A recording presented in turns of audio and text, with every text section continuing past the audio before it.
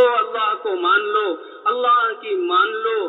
اللہ نے کامیابی احکام میں رکھی ہے، اللہ کے احکام ہماری زندگیوں میں آئیں گے، رحمتیں برکتیں اتریں گی۔ تو اللہ کی طرف بلانا، اللہ کے احکام کی طرف بلانا، احکام میں دنیا اور آخرت کی کامیابی بتلانا، اور آخرت کی طرف بلانا کہ اللہ نے ہم سب کو آخرت کی تیاری کے لیے بھیجا۔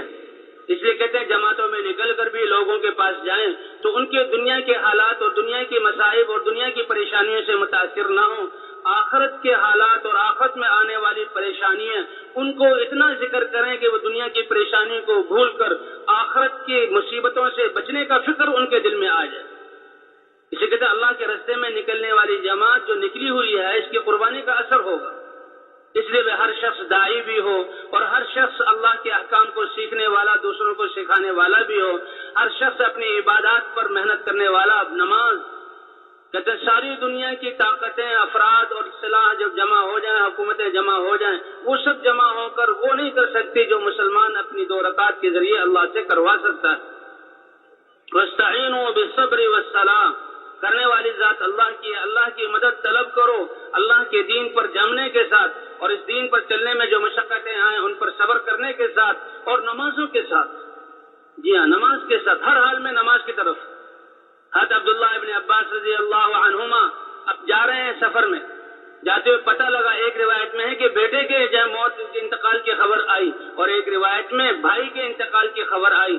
سواری کو ایک طرف کیا اور کھڑے ہوئے اور 2 رکعت نماز پڑھی اور کہا ہم نے وہ کیا جو اللہ نے حکم فرمایا ہے، وَاسْتَعِينُوا بِالصَّبْرِ وَالصَّلَاةِ۔ تو مسلمان تو ہر حال میں اللہ کے امر کو دیکھتا ہے، یہ کامیابی ہے۔ کامیابی اللہ کے امر کو پورا کرنے میں ہے، چاہے جان چلی جائے۔ حضور صلی اللہ علیہ وسلم ہے، ایک صحابی حضور صلی اللہ علیہ وسلم کے پاس اپنی سواری کو دوڑاتے ہوئے آئے اپنی حاجت رکھنے کے لیے، سواری کو روکا، جھٹکا لگا تو وہ گر پڑے، اور گردن کا منکا ٹوٹا، ان کا انتقال ہو گیا۔ صحابہ ان کی طرف دوڑے تاکہ ان کو اٹھائیں، ان کے کفن دفن اور غسل کا انتظام کریں۔ اللہ کے رسول صلی اللہ علیہ وسلم نے فرمایا کہ میرے اس صحابی کے پیٹ سے کپڑا ہٹاؤ۔ کپڑا ہٹایا تو دیکھا پیٹ جو ہے خشک ہے، انتڑیاں خشک ہیں۔ تو صحابہ کرام حیران ہوئے کہ اے اللہ کے رسول، آپ کو کیسے احساس ہوا کہ بھوک کی حالت میں اس کو موت آئی؟ فرمایا اس کی روح کے نکلتے ہی میں نے دیکھا کہ جنت کی حوریں جنت کا کھانا لے کر آ گئی ہیں اور اس کے منہ میں لقمہ دے رہی۔ اے میرے بندے، یہ صرف دنیا ہی میں بھوک برداشت کرنا تھا۔ کامیابی یہ نہیں کہ بھوک آئی تو اچھا کھانا مل جائے، کامیابی یہ ہے کہ بھوک جب آئی ہے تو اس میں اللہ کا حکم کیا ہے، اللہ کا حکم پورا کرتے ہوئے کھانا پیٹ بھر گیا تو بھی کامیاب، اگر پیٹ نہ بھی بھرا، بھوک کی حالت میں موت آ گئی تو بھی کامیاب۔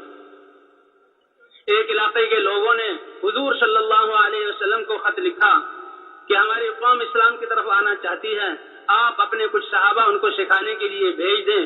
آپ نے ایک قاریوں کی جماعت تیار کی اور ان پر ایک امیر مقرر کیا اور خط لکھا، دیکھو تمہارے بلانے پر میں ان کو بھیج رہا ہوں اور دیکھو ان کا خیال کرنا۔ اور حضور صلی اللہ علیہ وسلم نے خط دے کر بھیجا۔ یہ صحابی اور یہ جماعت امیر صاحب جب خط لے کر گئے اور وہاں قبیلے میں پہنچے، قبیلے میں پہنچ کر حضور صلی اللہ علیہ وسلم کا خط دینے لگے کہ دیکھو اللہ کے رسول نے یہ خط دیا ہے کہ تم نے ہمیں بلایا ہے، تمہارے بلانے پر ہم آئے ہیں۔ اور عرب تو اپنے وعدے کا پاس رکھتے تھے کہ وہ کھڑے ہو کر بات کر رہے ہیں کہ اس سردار کے بھتیجے نے پیچھے سے نیزہ اٹھایا اور ان کی کمر میں زور سے مارا اور وہ نیزہ جو ہے کمر سے داخل ہو کر پیٹ کی طرف نکل گیا اور خون کی فوار اٹھی۔ ان صحابے نے دیکھا کہ بھی اللہ کے راستے میں مجھے شہید کیا گیا، خون کو اپنے ہاتھ میں لے کر منہ پر ملا اور کہا فزت ورب الکعبہ، رب کعبہ کی قسم میں کامیاب ہو گیا۔ ارے وہ کافر یہ دیکھ کر کہ یہ تو دشمنوں کے ہاتھ میں آ کر اور نیزہ اتنی بری طرح لگا اور نیزہ لگ کر ان کی روح نکل گئی۔ فزت ورب الکعبہ، یہ کون سی کامیابی؟ رب کعبہ کی قسم کھائی۔ رب کعبہ کی قسم، یہ بہت بڑی قسم تھی عربوں کے ہاں کہ کعبہ کے رب کی وہ کامیابی کیا ہے؟ لوگوں نے بتایا کہ ان کی کامیابی تو یہ ہے کہ اللہ کے دین کے لیے جان کا چلے جانا، اللہ کی رضا کا مل جانا اور جنت کے تذکرے، تو ان کی یہ جملہ کتنے لوگوں کی ہدایت کا ذریعہ بن گیا۔